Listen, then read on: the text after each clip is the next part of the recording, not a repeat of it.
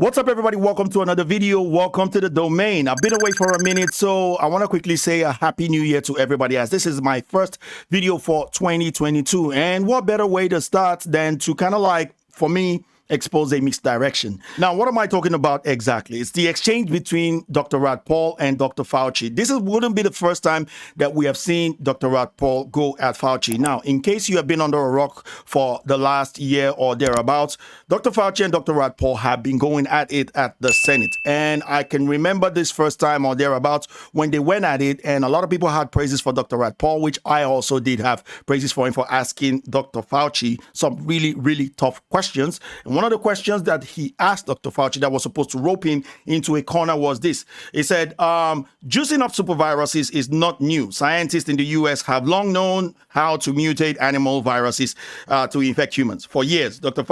Ralph Barry, a virologist in the U.S., has been collaborating with Dr. Shi Zhengli of the Wuhan Virology Institute, sharing his discovery about how to create superviruses. This gain of function, one of my lights just went off, but it makes me look more mysterious. But anyway, so this gain of function research has been funded by the NIH. Dr. Fauci, do you still support funding of the NIH funded Wuhan lab? And yeah, Dr. Fauci responded with this. Senator Paul, with all due respect, you are entirely and completely incorrect that the NIH has not, never, and does not now fund gain of function research in the Wuhan Institute of Virology. Now, his response is kind of like straightforward. I think while it makes him look bad that it feels like he's denying something, I think he has every ground to say, I can deny this. Why? Because, first of all, what do you call it? NIH might be sponsoring something in the Wuhan laboratory, right? Institute of Virology in Wuhan or whatever it is. They might be, but it might not be gain of function. It might be something else. It might be for something else. It might be sponsoring experiment for the saving of humankind. It could be written in any way of the contract. Now, would gain of function be part of it? Probably. I'm not sure. But you specifically saying, hey, they're sponsoring just gain of function, only gain of function, I think it's kind of like a misdirection to me, because it's easily deniable, because it might not be written in the contract of them sponsoring. What you should have asked is, do they sponsor at all the Wuhan laboratory? Then you can start from there. But specifically saying that, you know, he can deny that, which now leads us to the exchange they had yesterday, which is, you know, the emails that were revealed by BuzzFeed a while ago. And I think it was retrieved through the Freedom of Information Act. So it was about 3,200 pages. And this email has been out for ages now, right? But all of a sudden, they're starting to question Dr. Fauci on the exchange that he had with Dr. Francis Collins, the director of the NIH himself, about them trying to silence some professors from Oxford, Stanford, as well as Harvard, and call them fringe professors. Now, these professors were responsible for actually making a declaration and that declaration was supposed to help policies that should be put in place by government to focus on certain focus groups, like people who would be more susceptible to dying from the virus, and let people that are less susceptible from dying from the virus to go about their business. So some of the things that they stated in that particular thing were some things like, fortunately, our understanding of the virus is growing. We know that the vulnerability to death rate from COVID is more than 1,000-fold higher in the old and infirm than the young. Indeed, for children, COV is less dangerous than many other harms, including influenza. So basically what they're saying is, if you didn't lock down kids for the sake of influenza that is more deadly to them, you're not stopping them from going to classrooms or things like that. Don't do it for them now, because there are other things. And inside of this, they mention a couple of other things that could affect people's mental health, you know. And of course, there are so many research that has shown that since these lockdowns, suicidal ideation in adolescents have increased, right? Whether it be some research that I read about in Australia here, Murdoch University conducted one, and suicidal ideations. Even one of my friends' son that is about 14 years old also has suicidal ideation and is currently in therapy. But besides that, statistics also show in the U.S. that many girls have started having more suicidal ideation, increased by 50%. A report from CNBC actually, you know, revealed. So these things were the things that they were trying to fight against, that there are other things that might affect people other than the virus. But, you know, Fauci and his they tried to discredit this particular Barrington setup that was actually signed by thousands of experts, including one of the experts that and Dr. Collins mentioned in the email, saying that this proposal, in the email that was referred to by Rand Paul, that this proposal from the three fringe epidemiologists who met with the secretary seems to be getting a lot of attention, and even a co-sign from Nobel Prize winner Mike Levitz at Stanford. There needs to be a quick and devastating published takedown of its premises. I don't see anything like that online yet. Is it on the way? So Fauci then responds and says, I am pasting in below a piece from Wired that debunks this theory. Best, Tony Fauci. So basically, they were trying to discredit people that were experts and say that they were fringe scientists. But guess what? This wasn't in the public. They weren't saying this in the public. They were trying to use this to convince somebody, I don't know, maybe social media, to take down the Barrington, whatever. But they didn't really say all these things in the public. So basically, you can say anything in private, just like some people use the N-word in private, but would never use it in public.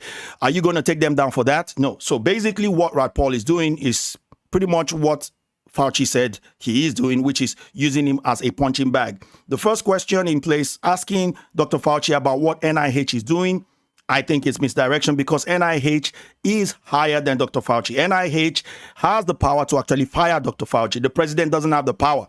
The HHS also has the power. Alexander Azar, who's the secretary of the HHS, that's the Department of Health and Human Services, has the power to fire Dr. Fauci, but the president doesn't. Remember, Trump also said fire Fauci back in the days. Maybe I'll fire Fauci. It was politically expedient. It wasn't that they could do it. Biden can't do it either, and neither can Rand Paul. But what does Rand Paul benefit from this is exactly what Fauci mentioned in that video, saying, hey, you are raising funds for your campaign using my name, which is very, very correct. Now, once again, don't get me wrong. I'm not saying that Fauci is doing what is right. I'm just saying that this whole thing looks to me like a WWF match where you think it's real, but it's really not. After this exchange, Fauci is still going to keep on being Fauci. Fauci is still going to keep on making some wrong policies or suggesting some wrong policies out there. And it's been wrong so many times, time and time again. These vaccines are highly, highly effective, really good against variants. People are vaccinated. They can feel safe that they are not going to get infected. The CDC recommendations stand that if, in fact, you are vaccinated, fully vaccinated, you are protected, and you do not need to wear a mask outdoors or indoors. When you're in the middle of an outbreak, wearing a mask might make people feel a little bit better, and it might even block a droplet, but it's not providing the perfect protection that people think that it is. Level of virus in the nasopharynx of a person who's vaccinated and infected is the same level as the level of virus in the nasopharynx of an unvaccinated person. But will still not get fired. Why? Because the people that are in charge are the people he's answering to. And if you take a good look at this, in that particular interview, Rand Paul was saying that, well, you didn't disagree with Francis Collins when he called those professors fringe professors. Why would you call them that? Well, you didn't disagree with him. Well, Fauci cannot disagree with his superior. If anybody is to be questioned, if anybody should be facing the Senate right now for whatever it is they said that has now become public opinion or public knowledge, it should be Dr. Francis Collins. But they're not going to question him because I think he's an outgoing director at the moment. And whatever you do is not going to make any difference because he's outgoing. But remember, these particular emails were on the 8th of October, 2020. So this was still when Trump was in position of power that they were talking about this. Now, you can make this look bad for Fauci as much as you want, but I think that Fauci is a fall guy and is not the person that should be questioned.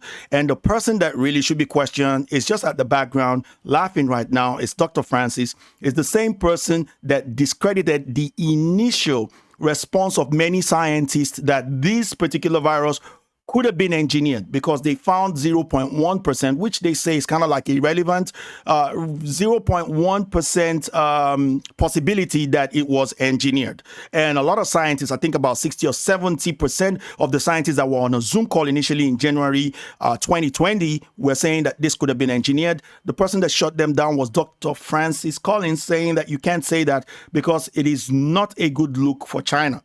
More or less, that's what he was saying. So if you want to question anybody, stop questioning Fauci. If you want to get things done, because me, when I talk about things like this on my channel, I'm more focused on getting things done, results, not what the optics look like. And that's why many people might not agree with me, and that's fine. You may not agree with me. But all this that Mr. Rand Paul or Dr. Rand Paul is doing, I'm not saying it's a bad thing. It's good because it makes people more knowledgeable of what's really going on and exposing a few things here and there, of which he's not the actual one that exposed it. But BuzzFeed, of all people, were the ones that exposed all of these emails, which is public knowledge now. But because Rand Paul is questioning him, we're getting to know more about it. So that's a good thing coming from Rand Paul. But I tell you, it's still all misdirection. But let me know what you think about this in the comment section below. I want to thank you guys for watching this video. Hope you guys enjoyed this one. If you did, please feel free to like, share, comment, and subscribe. Ding that bell for notification. Take care of yourself. Have a great 2022. Peace and Sayas out of here. Catch you guys on the next one. Bye-bye now.